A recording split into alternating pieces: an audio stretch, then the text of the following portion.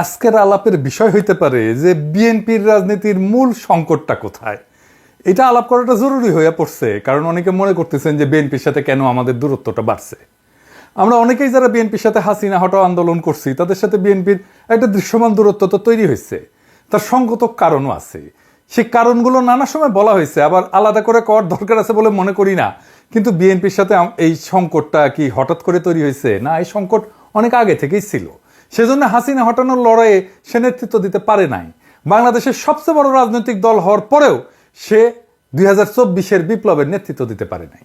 শুরু করি বিএনপির যত ভুল নিয়ে। আসেন আল্লাহর নামে শুরু করি। বিএনপির সবচেয়ে বড় ভুল হইতেছে জিয়াউর রহমানের পজিশনিং শব্দটা মার্কেটিং এর শব্দ। আগে পজিশনিং শব্দ বলতে কি বোঝায় এটা বুঝেনি। এটাতে মার্কেটিং এ বলে প্রোডাক্ট পজিশনিং। এটা হলো মার্কেটিং এর একটা কৌশল, যার মাধ্যমে একটা পণ্যকে গ্রাহকদের মনে একটা নির্দিষ্ট এবং স্বতন্ত্র অবস্থানে স্থাপন করে দেয়। সহজ কথা, এটা হলো গ্রাহকদের মনে একটা ধারণা বা ভাবনা তৈরি করা যে পণ্যটা অন্য পণ্যের তুলনায় কিভাবে আলাদা, কিভাবে তাদের সমস্যা সমাধান করতে পারে। আমি একটা উদাহরণ দিই। ধরেন গাড়ির বাজারের পজিশনিং। ধরা যাক দুইটা গাড়ি আছে, গাড়ির নির্মাতা দুইটা, তাদের পণ্যের পজিশনিং করতেছে। মার্সিডিজ বেঞ্জ, এই যে মার্সিডিজ বেঞ্জ আর টয়োটা, দুটোই গাড়ি একই কাজ করে, তাই না? কিন্তু কোন গাড়িটা কিনবেন, কে কিনবে? মার্সিডিজ বেঞ্জ এটা খুবই উঁচু মানের গাড়ি, বিলাসবহুল গাড়ি, আরামদায়ক গাড়ি, এটা সেফটি স্ট্যান্ডার্ড ভালো, মানে খুব স্পিডে যদি বাঘ ঘুরতে যায় তাও এটা উল্টায় পড়বে না। বড় লোকই দেখানোর জন্য আর কি, নিজের সম্পদশালী দেখানোর জন্য, সোজা কথা ভাব শোধানোর জন্য লাগে আর কি। টয়োটা এটা নির্ভরযোগ্য, দীর্ঘমেয়াদী ব্যবহারের উপযোগিতা আছে, দামে সাশ্রয়ী, এটা রিসেল ভ্যালু ভালো, পার্টস পাওয়া যায় সব জায়গায়, তাই না? দুইটা ব্র্যান্ডে গাড়ি তৈরি করে, কিন্তু তারা আলাদাভাবে নিজেদের পজিশনিং করছে যাতে ভোক্তাদের মনে আলাদা আলাদা চিত্র তৈরি হয়। এক গ্রুপ কিনবে মার্সিডিজ আর এক গ্রুপ কিনবে টয়োটা, আলাদা জায়গা সবার। বিলাসবহুল কথাটা শুধু মার্সিডিজের জন্য, টয়োটার জন্য কিন্তু না। টয়োটা যদি বলে আমি বিলাসবহুল তাহলে কিন্তু হবে না। মার্সিডিজ যদি বলে আমার পার্টস সব জায়গায় পাওয়া যায় তাহলে হবে না। প্রোডাক্ট পজিশনিং মানে হলো প্রতিযোগিতামূলক বাজারে পণ্যটাকে এমন ভাবে উপস্থাপন করা যাতে গ্রাহকরা সহজে বুঝতে পারে যে এই পণ্যটা কেন এই পণ্যের চেয়ে আলাদা এবং কেন গুরুত্বপূর্ণ তার জন্য। রাজনৈতিক দলেরও পণ্য আছে, সেটা তারা বেচা কেনা কথাটা শুনতে খারাপ লাগলেও এভাবে বললে সুবিধা হয়। তো আওয়ামী লীগের পণ্য কি? সোহরাওয়ার্দীর বডিগার্ড, তারা বলে স্বাধীনতার নেতা, 6 দফা আন্দোলনের নেতা। আমরা অপছন্দ করলেও স্বাধীনতার অবিসংবাদিত নেতা হইতেছে সোহরাওয়ার্দীর বডিগার্ড, মানে শেখ মুজিব পাকিস্তান আন্দোলনও করছিল, কিন্তু এটা আওয়ামী লীগ কিন্তু বলে না। জিয়ার পজিশনিং করছে কোথায়? বিএনপি। জিয়ার পজিশনিং করছে স্বাধীনতার ঘোষক, জেড ফোর্সের নায়ক। স্বাধীনতা কি জিয়া 1 নাম্বার ক্যারেক্টার স্বাধীনতা যুদ্ধে, মুক্তিযুদ্ধে? সে কি অবিসংবাদিত নেতা? আমি যাই বলি না কেন, এই স্বাধীনতার মাঠে কখনোই জিয়া মুজিবকে ছাড়াই যেতে পারবে না, তার ইমেজকে। পাকিস্তান আন্দোলনে মুজিব জিন্নাকে ছাড়াই যেতে পারবে না। তাহলে জিয়াকে কোথায় পজিশন করতে হইতো? জিয়া 7ই নভেম্বরের বিপ্লবের অবিসংবাদিত নেতা। 7ই নভেম্বর তো বিপ্লব হয়েছিল, সেই বিপ্লবের বিপ্লবীরা প্রফেসর ইউনূসের মতো জিয়াকে নেতার মুকুট পরাইছিল। জিয়া নেতা হইতে চায় নাই, কিন্তু পরিস্থিতির প্রয়োজনে নেতৃত্ব গ্রহণ করছেন, ঠিক প্রফেসর ইউনূসের মতো। সক্রেটিস বলছিল সেই শাসকই শ্রেষ্ঠ শাসক যে অনিচ্ছুকভাবে শাসনভার নেয়। বাংলাদেশের ইতিহাসে 2 জন অনিচ্ছুক শাসক পাইছি, একজন প্রফেসর ইউনূস আর একজন জিয়াউর রহমান। জিয়াকে উচিত ছিল আগস্ট বিপ্লবের নায়ক হিসেবে পজিশন করা, সেটা বিএনপি করে নাই। জিয়াকে উচিত ছিল অনিচ্ছুক শাসক হিসেবে পজিশন করা, সেটাও সে করে নাই। সে নভেম্বর বিপ্লবকে ওনই করে না, 2024-এর বিপ্লবকে বিপ্লব বলে স্বীকার করতে চায় না। বিএনপি আর তাদের বুদ্ধিজীবীরা বিপ্লব নামটা শুনলে কাপড় নষ্ট করে ফেলে, না জানি কি করতে হবে বিপ্লব কইলে। 2 নম্বর হইতেছে বিএনপির কোনো পলিটিক্যাল বয়ান নাই, মানে রাজনৈতিক বয়ান নাই। তো রাজনৈতিক বয়ান মানে কি? ধরেন আপনাকে যদি বলা হয় আপনার রাজনীতি কি, আপনার উত্তর কি হবে? খুব সহজ প্রশ্ন মনে হয়, কিন্তু গুছায় উত্তরটা দিতে গেলে দেখবেন ঠিক অতটা সহজ মনে হইতেছে না। মানে যদি চিন্তার স্বচ্ছতা থাকে, মানে চিন্তার স্বচ্ছতা মানে ধরুন অ্যাজিটেটল হয়ে যেতে হবে না। চিন্তার স্বচ্ছতা হলো আপনি যে বক্তব্য দেন, সে বক্তব্যটা কেন দিচ্ছেন, সে বক্তব্য কই থেকে আসছে, সে সম্পর্কে একটা পরিষ্কার আইডিয়া, ধারণা থাকা। এইটারে বলে চিন্তার পদ্ধতি। তো এই চিন্তার পদ্ধতি সম্পর্কে সচেতন থাকাই হইল চিন্তার স্বচ্ছতা। চিন্তা করতে পারা এটা মেলা কঠিন কাজ। যেটা বলছিলাম যে আপনাকে যদি জিজ্ঞেস করে যে আপনার পলিটিক্সটা মূলত কি, আপনি আসলে কি করেন, কি চান, এই সমস্ত প্রশ্নের উত্তর দিতে গেলে আপনাকে একটা গল্প বলতে হবে। এই গল্পটাই হইতেছে বয়ান। যেমন ধরেন আওয়ামী লীগ কি বলবে যে সে 1000 বছরের বাঙালি জাতীয়তাবাদের রাজনীতি করে। আপনার এই দাবির পক্ষে একটা গল্প বলতে হবে আওয়ামী লীগকে। সেই গল্পটা হইতেছে সোনার বাংলার গল্প। সে সোনার বাংলায় ফিরে যেতে চায়। সে বলবে মুক্তিযুদ্ধের কথা। সোনার বাংলায় ফেরার পথে একটা মাইলস্টোন মুক্তিযুদ্ধ। সোনার বাংলায় ফেরার পথে আরেকটা মাইলস্টোন 52 ভাষা আন্দোলন। এখন এই যে বয়ান, এই যে গল্পটা, এটা সমর্থনে যারা থাকবে তারা আওয়ামী লীগের। এমনও হতে পারে সে আওয়ামী লীগকে ভোটও দেয় না, কিন্তু মুক্তিযুদ্ধের এই গল্প, এই ন্যারেটিভ, এই বয়ান, স্বাধীনতার এই বয়ান, এটা সে বিশ্বাস করে। অর্থাৎ আওয়ামী লীগের পলিটিক্যাল ন্যারেটিভে তার কোনো আপত্তি নাই। তাহলে সে ভোট কেন দেয় না আওয়ামী লীগকে? দেয় না কারণ সে মনে করে আওয়ামী লীগ মুক্তিযুদ্ধ নিয়ে যে ন্যারেটিভ দাঁড় করাইছে সেই ন্যারেটিভ অনুযায়ী সে চলতেছে না। মুক্তিযুদ্ধের ন্যারেটিভ সে পালন করে না। অর্থাৎ আওয়ামী লীগ খারাপ হয়ে গেছে। এছাড়া আওয়ামী লীগকে সমর্থন দিতে তার কোনো সমস্যা নেই। এই কারণে দেখবেন অনেকে বলে যে আমি আওয়ামী লীগের না, তবে শেখ মুজিব এবং মুক্তিযুদ্ধকে আমি অন করি। অর্থাৎ আওয়ামী লীগের বয়ানে যেই মুক্তিযুদ্ধের ইতিহাস সেটা পবিত্র হইল, আওয়ামী লীগের পবিত্র থাকে নাই পরে, সেটা সে মনে করে আওয়ামী লীগ খারাপ হয়ে গেছে। এই উদাহরণ দিই কয়েকটা, বুঝবেন আমি কাদেরকে বুঝাই। সিরাজুল ইসলাম চৌধুরী, আনু মোহাম্মদ, সিপিবি, এই যে বিএনপির ফজলুর রহমান, এমনকি মির্জা ফখরুল ইসলাম, এমনকি বিএনপির এখন সবগুলো নেতাই মোটামুটি আওয়ামী বয়ানে বিশ্বাস করে। তারা মুক্তিযুদ্ধে বিশ্বাস করে, তারা স্বাধীনতার যুদ্ধে বিশ্বাস করে, এবং আওয়ামী লীগ যেভাবে বলে 72-এর সংবিধান সেটাতেই বিশ্বাস করে। কিন্তু আওয়ামী লীগ করে না। সে বলে, সে মনে করে যে মুক্তিযুদ্ধের যে ন্যারেটিভ এইটার মধ্যে আসলে এটা আওয়ামী লীগ এটারে নষ্ট করে ফেলছে। তো এই গ্রুপটা, এই যে চেতনা মারানিদের গ্রুপটার আর একটা ডাইমেনশন আছে, যে কারণে মুক্তিযুদ্ধকে তারা ওন করে, নিজের বলে মনে করে। সেটা কি? সেটা হইতেছে ধর্মনিরপেক্ষতা, অসাম্প্রদায়িকতা, প্রগতিশীলতা। আপনি দেখবেন বিএনপির নেতাগুলো এই কথাগুলোই বলে। এই 3টা শব্দ এটা ব্যবহার করে যে কথাটা আসলে বলতে চায় সেটা কি সেটা বলা সম্ভব না তাদের পক্ষে, সেজন্য এরকম শব্দগুলো বলে। এই শব্দগুলো হইতেছে ইসলাম বিদ্বেষ, মুসলমান বিদ্বেষ। মুক্তিযুদ্ধের যে বয়ান আমরা দেখি সেটা আসলে কাদের লেখা? কারা ঠিক করে দিছে যে মুক্তিযুদ্ধ বলতে এইটা বুঝতে হবে, এই জিনিসটা বুঝতে হবে? কে? মুক্তিযুদ্ধের ইতিহাস লিখছে ধর্মনিরপেক্ষতাবাদী প্রগতিশীলরা। তো প্রগতিশীলতা আর এই ধর্মনিরপেক্ষতার উৎস কোথায়? আমাদের দেশে। আসেন এটা একটু বুঝে দেখি। বাংলাদেশ রাষ্ট্র গঠনের 3টা পর্যায় আছে সুনির্দিষ্ট। 1 নম্বর পর্যায়, এই ভূখণ্ডে মুসলমানদের আগমনের পর থেকে ব্রিটিশদের কলোনি তৈরি হওয়া পর্যন্ত, তারপরে সেই কলোনি ভেঙে ভারত ভেঙে পাকিস্তান হওয়া পর্যন্ত, এরপরে বাংলাদেশ রাষ্ট্র সৃষ্টি হওয়া পর্যন্ত। এই ভূখণ্ডে হিন্দুদের কাছে মুসলমানদের আগমন কি, মানে ভারতবর্ষে কি মনে করে? এটা বহিঃশত্রুর আক্রমণ, তারা বাইরে থেকে আসছে। অন্য 8-10টা এই যে উপনিবেশ যারা করে, কলোনি যারা বানায়, তাদের মতো মুসলমানরাও কলোনি গাছছিল এই ভূখণ্ডে, যেমন ব্রিটিশরা করছে। তো এটাই হইতেছে হিন্দুত্ববাদের গোড়ার কথা, যে মুসলমানরা বহিরাগত, বাইরে থেকে আসছে। অথচ মুসলমানরা যে ব্রিটিশ বা ইউরোপিয়ানদের মতো কলোনি করে নাই, বরং নিজেরাই ভূখণ্ডে আইসা তাদের মতো করে এই ভূখণ্ডের লোকই হয়ে গেছে। এই ভূখণ্ডকে নিজের ভূখণ্ড করে নিছে, এখানে সংসার করছে, বিয়ে শাদী করছে, এখানে মারাও গেছে, এখানে মানুষ হয়ে গেছে, সম্পদ পাচার করে নাই সে যেখান থেকে আসছে।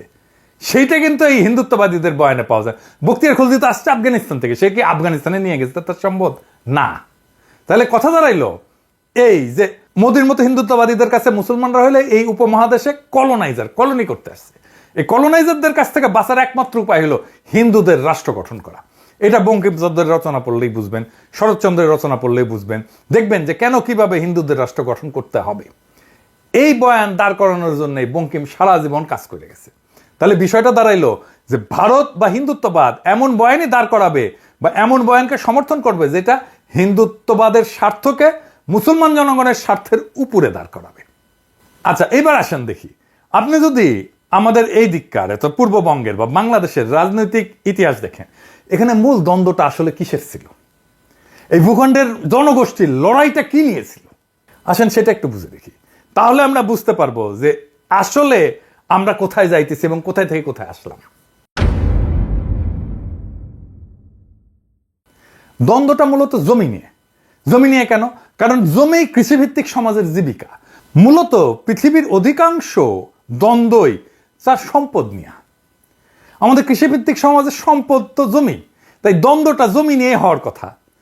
মোগল আমল আর ব্রিটিশ আমলে যে ভূমি ব্যবস্থাপনা ছিল, এই দুইটার মধ্যে মৌলিক তফাৎ ছিল, মানে মোগল আমলের থেকে ব্রিটিশ আমলে। মোগলদের বিশেষ করে আকবরের আমলে জমির মালিকানা ছিল সম্রাটের। খাজনার বিনিময়ে কৃষক জমির সকল অধিকার ভোগ করত। জমিদারের কাজ ছিল মূলত প্রশাসনিক, খাজনাটার মালিক ছিল না সে। খাজনাও ফসলের উৎপাদনের উপরে নির্ভর করত। কোনো বছর ফসল যদি ভালো হইতো খাজনা বাড়তো, উৎপাদন কম হইলে খাজনা কমে যেত। বাংলা অঞ্চলে ব্রিটিশরা চিরস্থায়ী বন্দোবস্ত চালু করার পরে এই ব্যবস্থার আমূল পরিবর্তন আসে। শুরু হয় আমাদের দুঃখ। কেমন সেটা? জমিদার হয়ে যায় ভূমির মালিক, আর কৃষক হয় খাজনা দেওয়ার মেশিন। ফসল ভালো হয়েছে কি খারাপ হয়েছে সেটা না, নির্দিষ্ট পরিমাণে খাজনা কৃষককে দিতে বাধ্য থাকতে হবে, একই পরিমাণে খাজনা। ফসল খারাপ হইলেও দিতে হবে, ভালো হইলে তো দিতে হবেই। মোগল এবং ব্রিটিশ আমলে জমিদারদের পার্সেন্টেজ করেন, তাহলে দেখবেন যে মোগল আমলে আনুমানিক 60 থেকে 70% জমিদার ছিল হিন্দু, বাকিটা মুসলমান এবং অন্যান্য ধর্মের। ব্রিটিশ আমলে এই সংখ্যাটা বাইরে হিন্দু জমিদারদের ক্ষেত্রে দাঁড়ায় 70 থেকে 80% হিন্দু জমিদার, মুসলমান এবং অন্যান্য ধর্মের জমিদারদের সংখ্যা দাঁড়ায় 20 থেকে 30%। অর্থাৎ মুসলমানরা মূলত বহিঃশত্রু, এই ধারণা থেকেই হিন্দু এলিটরা সবসময় ক্ষমতার কেন্দ্রে তাদের অবস্থানটা নিশ্চিত করছিল। ফলে ব্রিটিশদের আমলে আমাদের বাংলা অঞ্চলে হিন্দু জমিদারদের বর্ধিত ক্ষমতা পরিণত হয় মূলত রাজনৈতিক প্রভাব খাটায়, হিন্দু প্রভাব বজায় রাখায়।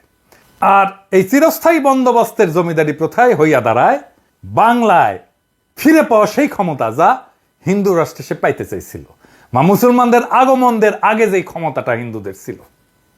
মুসলমানদের আগমনের পরেই প্রথম ব্রিটিশ আসার পরে হিন্দুরা তাদের হিন্দু রাষ্ট্র, মানে মুসলমানদের হটায় রাষ্ট্র ক্ষমতা তাদের অধীনে নেওয়ার সুযোগটা এমনভাবে পাইল যেটা মুঘলদের আমলে ছিল না। তো হিন্দু রাষ্ট্র বানানোর পথে জমিদার শ্রেণীর যে রাজনৈতিক প্রভাব, সে প্রভাবের বিরুদ্ধে বিরোধিতা করবে কারা? মুসলমানরা, কারণ তারাই প্রজা। মনে রাখবেন যে এই বিরোধিতা গরিব কৃষকদের জমির মালিকানা আদায়ের আন্দোলন। কৃষকদের দিক থেকে এই আন্দোলন কোনো মুসলমান রাষ্ট্র গঠনের স্বপ্ন না, বা মুসলমান রাজত্ব ফিরে পাওয়ার স্বপ্ন না, সে ধর্ম প্রতিষ্ঠাও করতে আসতেছে না। এটা স্রেফ জমিদারি প্রথার নিষ্পেষণের বিরুদ্ধে প্রতিবাদ। এই আন্দোলনের নেতৃত্ব কারা দিচ্ছে আপনি যদি নাম দেখেন, এইটা দেখেন ফকির মজনু শাহ, হাজী শরীয়তুল্লাহ, দুদু মিয়া, তিতুমির, নুরুল দিন। এই আন্দোলন করছে মুসলমান হিন্দু কৃষকেরা মিলে, যারা হিন্দু জমিদারদের নিষ্পেষণ থেকে বাঁচতে চাইছিল। বাংলা অঞ্চল মানে পূর্ব বাংলা অঞ্চল, আজকে যেটা বাংলাদেশ, সেটা মুসলমান অধ্যুষিত হয়। এখানে মুসলমানদের পরিচালিত বিদ্রোহগুলাই এই জনপদের জনগণের রাজনৈতিক চিন্তার গঠনে সবচেয়ে শক্তিশালী প্রভাব রাখছে।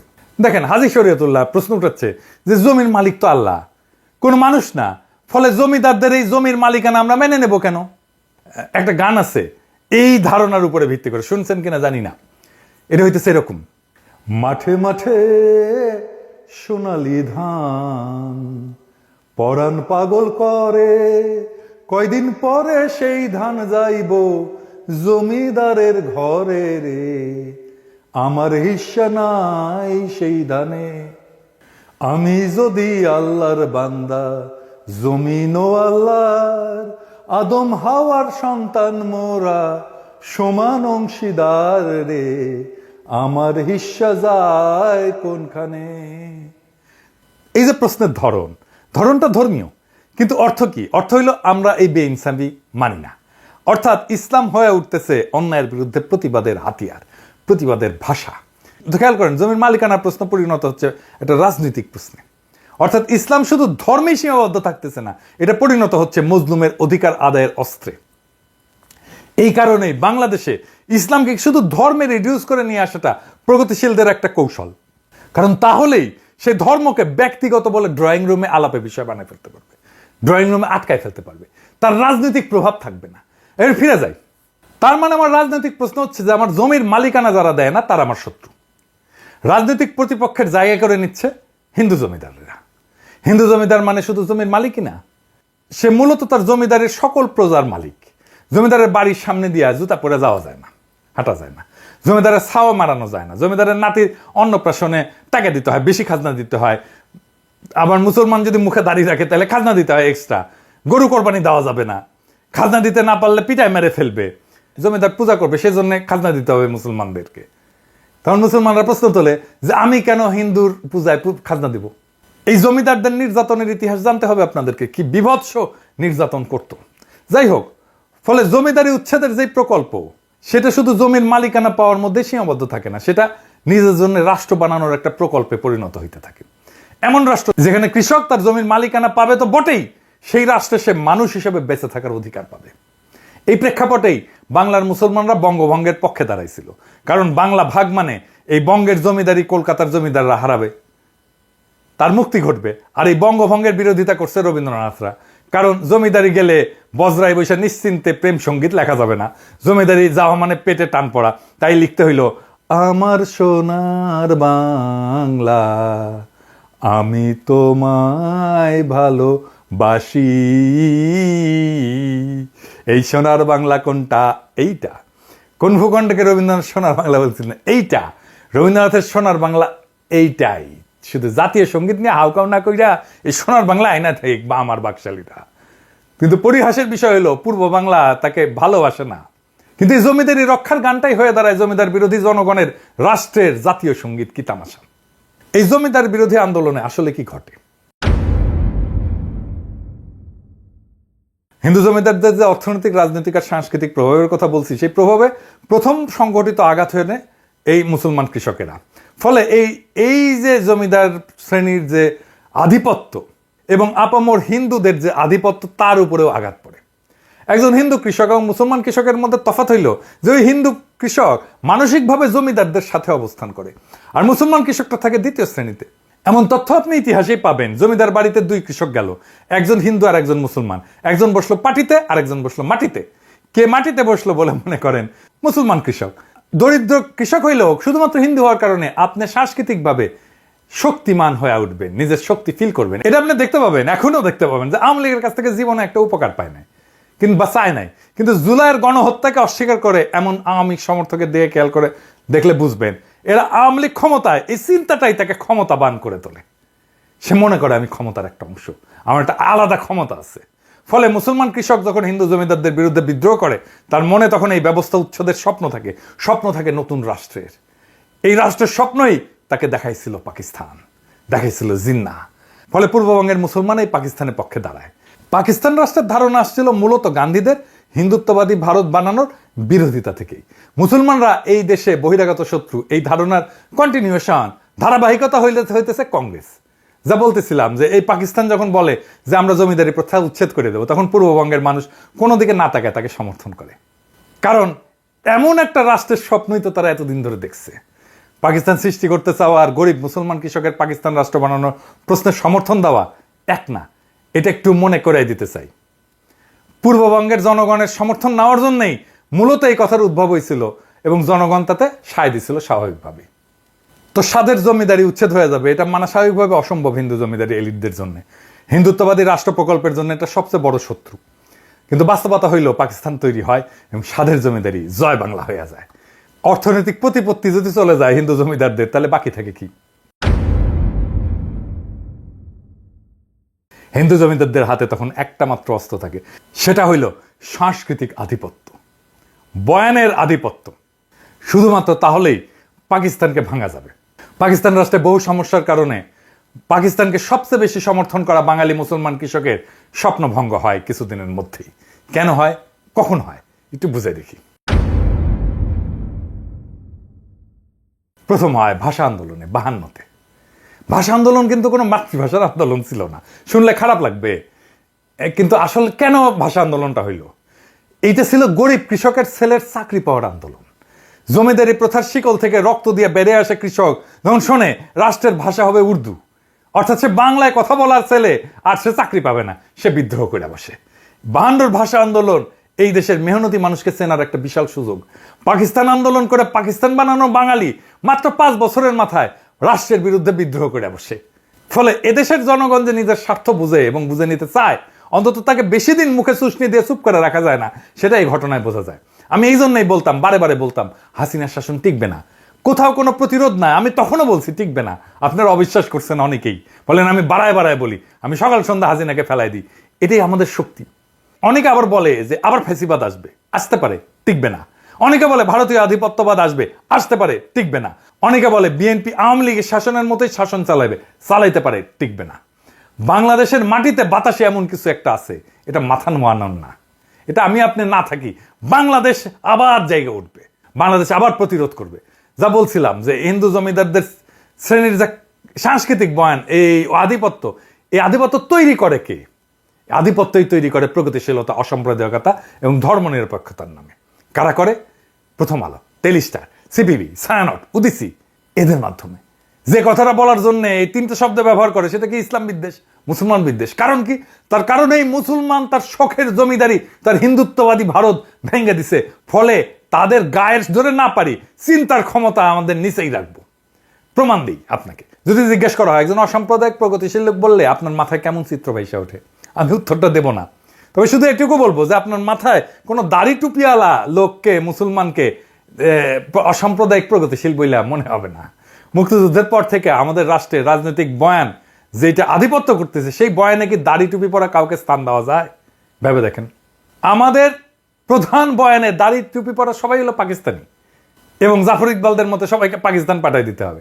যে দাড়ি টুপি আর লুঙ্গির মুসলমানরা বাংলাদেশ রাষ্ট্র বানাইলো, তারাই এখন এই দেশের শত্রু, আর মালিক হইল কলকাতার সোনাগাছির খাটের যোদ্ধারা।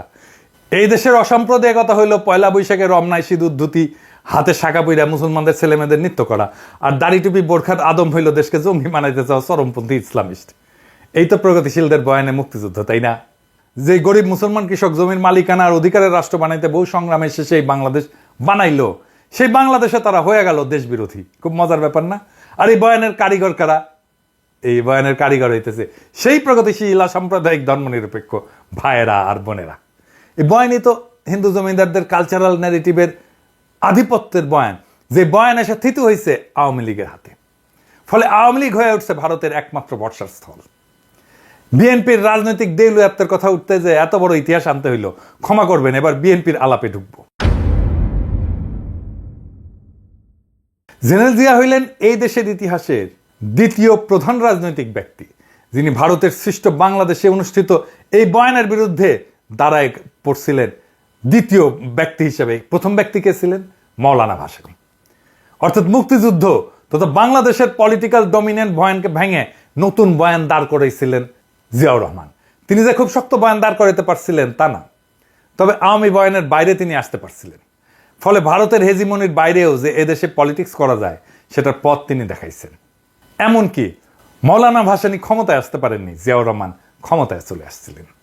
সো মৌলানা ভাসানীর চেয়ে এক ধাপ আগায় জিয়াউর রহমান ইন্ডিয়ার কালচারাল ডমিনেন্স পলিটিক্যাল বয়ানের বাইরে নতুন একটা রাজনৈতিক চিন্তা দেখাইছেন এবং সেই চিন্তাকে ক্ষমতাশালী করে তুলছেন।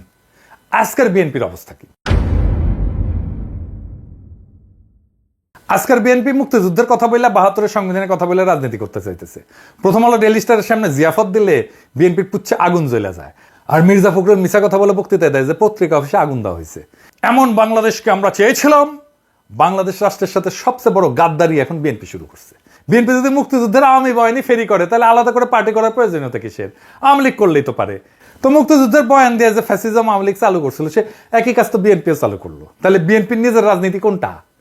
উত্তর হইল যে বিএনপির কোনো রাজনীতি নাই। আওয়ামী লীগ তার বয়ান দিয়ে ফ্যাসিজম করছিল, কারণ সেটা করার জন্য যে জিনিসগুলো দরকার, যে ন্যারেটিভ দরকার, সেটা তার ছিল।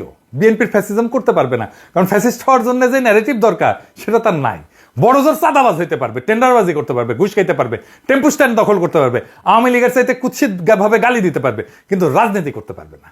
ফলাফল হয়েছে যে বিএনপি রাষ্ট্র ক্ষমতায় যাওয়ার সবচেয়ে বড় স্টেক হোল্ডার যে দল, সেটা অলরেডি সবার কাছে একটা তামাশায় পরিণত হয়েছে।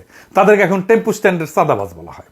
দেখেন, তারা দ্রুত নির্বাচন চায়, আগাম নির্বাচন চায়, সেটাও তামাশার বিষয় হয়ে গেছে। সে আগাম নির্বাচনের পক্ষে সে একটা ভালো ন্যারেটিভও দাঁড় করাইতে পারেনি। আল বদর থেকে বানানো আল বটর গালিটাই বিএনপির রাজনৈতিক দেউলিয়াত্বের সবচেয়ে বড় প্রমাণ। ভাষা ধার করতে হয় আওয়ামী লীগের কাছ থেকে। আওয়ামী লীগের বানানো মুক্তিযুদ্ধের বয়ানের বাইরে কোনো পলিটিক্যাল বয়ান বানানোর বুড়ো বিএনপির নাই। জিয়াকেও এই মুক্তিযুদ্ধের বাইরে কল্পনা করতে পারে না।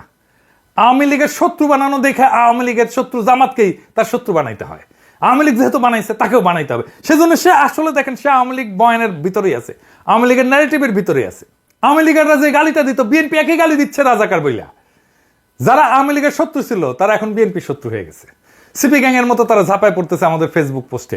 আওয়ামী লীগ আমারে বলতো আমি তারেক রহমানের টাকা খাই, বিএনপি এখন বলে আমি জামাতের টাকা খাই। চিন্তায় এতটাই গর্দভ, সেই আওয়ামী লীগের বয়ান, আওয়ামী লীগের ভাষা, আওয়ামী লীগের ন্যারেটিভ দাঁড় কইরা সে আমাদেরকে ফাইট করতে হয়। এদের সৃষ্টিশীলতার অভাব থাকার কারণে সে গালি এখন শুধু জামাতের মধ্যে সীমাবদ্ধ থাকতেছে না। এখন যারাই বিএনপি নির্বুদ্ধিতা নিয়ে কথা বলে, সবাইকে আলবটর বলে। আমাকে বলে আলবটর কমান্ডার বলে, আপনি নাকি আলবটরের কমান্ডার। বিএনপির হয়ে কোনো শিক্ষিত লোক কথা বলে এমন দেখছেন কাউকে? ওই এক ছাড়া, ফাহাম ছাড়া, আর বিরানির দোকান থেকে চান্দা তোলা লোক, সে হচ্ছে বিএনপির অনলাইন সিপার চালার। তাহলে বিএনপির পক্ষ নিয়ে একটা কথা বলার লোক থাকলেও কেউ না। বিএনপির পক্ষ নিয়ে আসলে কথা বলতে গেলে আপনি আসলে বলবেনটা কি, আপনার বক্তব্যটা কি? বিএনপির রাজনীতি কেন করবেন? কেন আপনার পক্ষে আমার যাইতে হবে? কোনো উত্তর আছে? কোনো উত্তর নাই। এই কারণে দেখবেন আমাকে বিএনপির টপ লিডাররা গালি দেয়, কোনোদিন আওয়ামী লীগের টপ লিডাররা গালি দেয় নাই। কারণ তাদের আমার কথার জবাব দেওয়ার মতো মাল ম্যাটেরিয়াল তাদের মাথায় নাই। হার্পিক মজুমদার যে বয়ান তৈরিতে যে পারঙ্গম, সেটাও তারা পারে না। কেন আওয়ামী লীগের রাজনীতি করবেন এটা বলতে বললে হার্পিক মজুমদার যেভাবেই হোক, চেষ্টা করে হোক, সত্য মিথ্যা মিলায় 1 ঘন্টার একটা বক্তৃতা দিয়ে দিতে পারবে। কিন্তু এই বিএনপি সকল মাথায় হ্যাক করলেও বাজারি কথাবার্তার বাইরে 2 মিনিটও কথা বলতে পারবে না তারা। চ্যালেঞ্জ দিলাম, পারলে কইরেন। পারলে তো হাসিনার বিরুদ্ধে বয়ান আপনারাই তৈরি করতেন, আপনারা তো করতে পারেন নাই। বিএনপি জনগণের উপরেও ভরসা পায় না, তাই ওয়াকারের কোলে গিয়া ওঠে, ইন্ডিয়ার সাথে নেগোশিয়েট করে। যেই বাংলাদেশ তাদের নেতা হিসেবে বরণ করে নিতে তৈরি ছিল, সেই জনতা মুখ ফেরায় নিচ্ছে তাদের থেকে। বিএনপির এই রাজনীতি আত্মঘাতী।